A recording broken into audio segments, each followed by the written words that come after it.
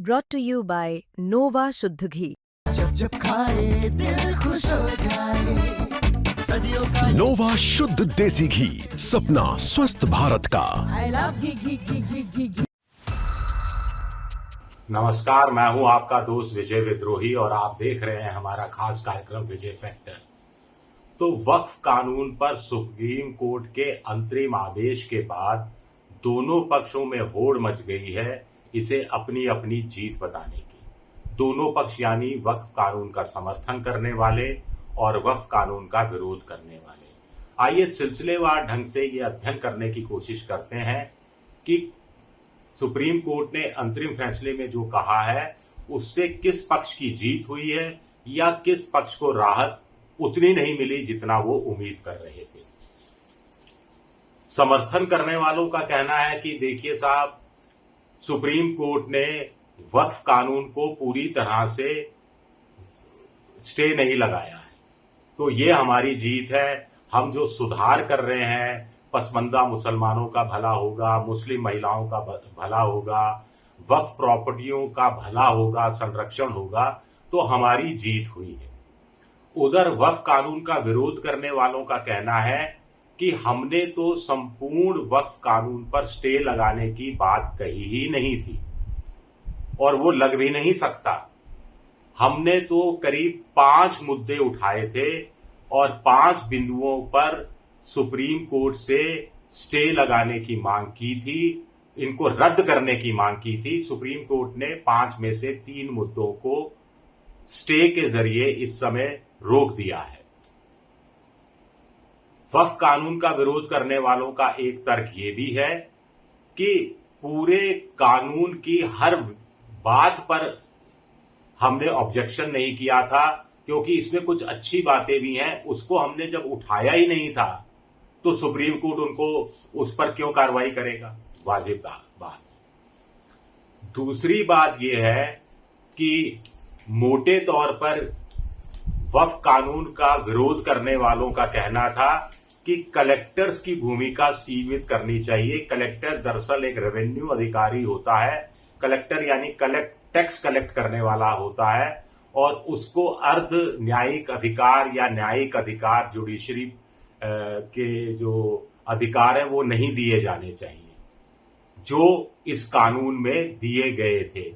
मूल कानून क्या कहता था कि अगर किसी वक्फ की प्रॉपर्टी पर कोई विवाद होता है और कलेक्टर मान लेता है कि विवादित जमीन है, तो जब तक उस विवादित जमीन पर अंतिम फैसला नहीं आएगा तब तक वो जमीन वक्फ की संपत्ति नहीं रहेगी। इस पर सुप्रीम कोर्ट ने अंतरिम आदेश में स्टे लगा दिया। कहा कि सेपरेशन ऑफ पावर के तहत कलेक्टर को यह अधिकार नहीं दिए जा सकते। इसको वक्फ कानून का विरोध करने वाले अपनी सबसे बड़ी जीत मान रहे हैं।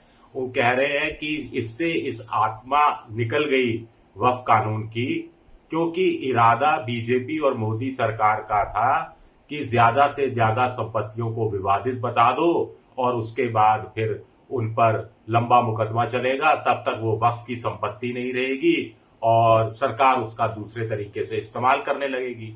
जैसे एक छोटा सा उदाहरण मान लीजिए, क्योंकि मामला तो सरकारों और वक्फ वालों के वक्फ बोर्ड के बीच का है। मान लीजिए कहीं कोई ईदगाह था और विवादित हो गया, तो अब वो वक्फ की संपत्ति रही नहीं, तो सरकार ने ईदगाह की जगह मेट्रो स्टेशन बना दिया, तो अब वक्फ की संपत्ति घोषित हो गई 20 साल बाद, तो वो मेट्रो स्टेशन टूट जाएगा क्या? ये एक बड़ी बात हुई है। तीसरी बात जो सुप्रीम कोर्ट ने वक्फ का विरोध करने वालों का साथ नहीं दिया, वो था मामला वक्फ बाय यूजर का। वक्फ बाय यूज क्या कहता है? वक्फ बाय यूज का मतलब है कि ऐसी पुरानी परिसंपत्तियां जहां सदियों से कोई ईदगाह है या मस्जिद है या कोई मकबरा है या कोई इबादत गाह है या कब्रिस्तान है, जो वक्फ में दी जा चुकी है, लेकिन उसका रजिस्ट्रेशन नहीं हुआ है, उसके कागजात नहीं है, उसकी कोई डीड नहीं है, तो वो चूंकि मुसलमानों के काम आ रही हैं, इसीलिए वो वक्फ बाय यूजर मानी जाएंगी, यानी वक्फ की संपत्ति ही मानी जाएंगी। इस पर सुप्रीम कोर्ट ने स्टे देने से मना कर दिया। नया कानून कहता है कि जो वक्फ की परिसंपत्तियां हैं उनका रजिस्ट्रेशन कराना होगा, उनका डीड करानी होगी, नहीं तो वो वक्फ की संपत्ति नहीं रहेगी। कोर्ट ने कहा कि रजिस्ट्रेशन की प्रक्रिया जारी रहेगी। तो कुल मिलाकर इस मामले में आप तय कीजिए कि वक्फ का समर्थन या वक्फ का विरोध करने किसकी जीत हुई है या किसको राहत मिली है। मेरे ख्याल से वक्फ का विरोध करने वालों को यहां पर एक झटका लगा है, क्योंकि वो उम्मीद कर रहे थे कि supreme court Waqf by user को खत्म कर देगा। लेकिन सरकार क्या चाह रही थी? हिंदुओं में नहीं होता, सिखों में नहीं होता, ईसाइयों में नहीं होता कि उनके यहाँ जो धार्मिक बोर्ड हो, संगठन हो, उसमें कोई गैर हिंदू हो जाए या गैर ईसाई हो जाए या गैर सिख हो जाए। लेकिन सेंट्रल वक्फ काउंसिल में गैर मुसलमानों को शामिल कर लिया गया था, वक्फ बोर्ड में गैर मुसलमानों को शामिल कर लिया गया था। सुप्रीम कोर्ट ने इस पर स्टे लगा दिया और एक सीमा तय कर दी कि सेंट्रल वक्फ काउंसिल में जिसमें 22 सदस्य होते हैं उसमें 4 से ज्यादा गैर मुस्लिम नहीं होंगे। इसी तरह स्टेट वक्फ बोर्ड में 11 सदस्य होते हैं, उसमें 3 से ज्यादा गैर मुस्लिम नहीं होंगे। लेकिन पहले जो 1995 के कानून के तहत इनका वोटिंग होती थी, चुनाव होता था, तो इनमें से बहुत से लोग चुनकर आते थे। जब चुनकर आते थे तो वैसे तो कुछ सांसद हो जाते हैं, कुछ अल्पसंख्यक मंत्रालय का मंत्री हो जाता है बाई पोस्ट। जो चुनकर आते थे थोड़े बहुत, वो अपनी जिम्मेदारी और जवाबदेही के हिसाब से चलते थे।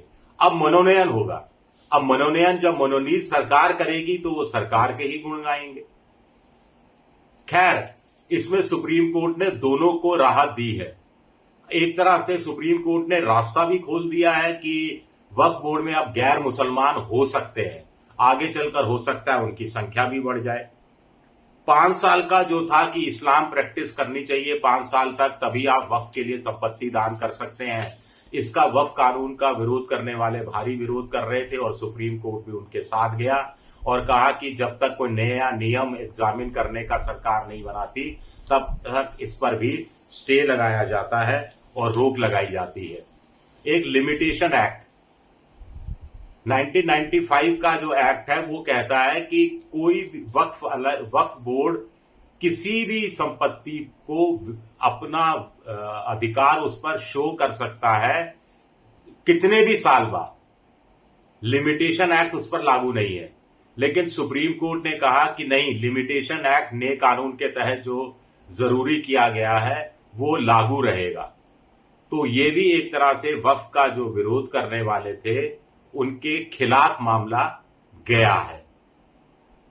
कुल मिलाकर मोटे तौर पर राहत वक्फ कानून का विरोध करने वालों को थोड़ी ज्यादा मिली है, लेकिन कहीं ना कहीं सुप्रीम कोर्ट ने अपने अंतरिम आदेश में वक्फ का समर्थन करने वालों को भी उतना निराश नहीं किया है।